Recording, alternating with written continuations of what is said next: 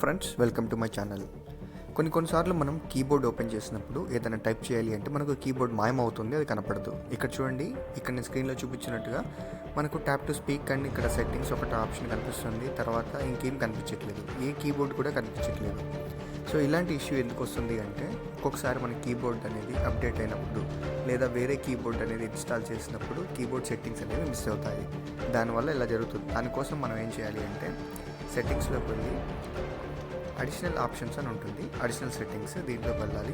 దీంట్లో languages and input ఈ option select చేసుకోవాలి. ఇక్కడ చూసుకుంటే కరెంట్ కీబోర్డ్ ఉంది కదా, ఈ కరెంట్ కీబోర్డ్ సెలెక్ట్ చేసుకొని దీంట్లో చూస్ కీబోర్డ్ అని సెలెక్ట్ చేసుకుంటున్నాను. దీంట్లో చూడండి జీ బోర్డ్ అని ఉంది, నేను దీన్ని ఎనేబుల్ చేసుకున్నాను. నాకుంది ఒకటే కీబోర్డు, గూగుల్ కీబోర్డు, సో దాన్ని ఎనేబుల్ చేసుకున్నాను. మీకు వేరే ఉంటే వేరే ఏమైనా సెలెక్ట్ చేసుకోండి. ఇప్పుడు మళ్ళీ నేను చెక్ చేస్తాను. చూసారా, కీబోర్డ్ అనేది వచ్చేసింది. సో మనం ఏది కావాలంటే అది టైప్ చేసుకోవచ్చు ఇప్పుడు. సో ఇలా మనం కీబోర్డ్ ఇష్యూస్ అనేది రిజాల్వ్ చేసుకోవచ్చు. Thank you for watching this video.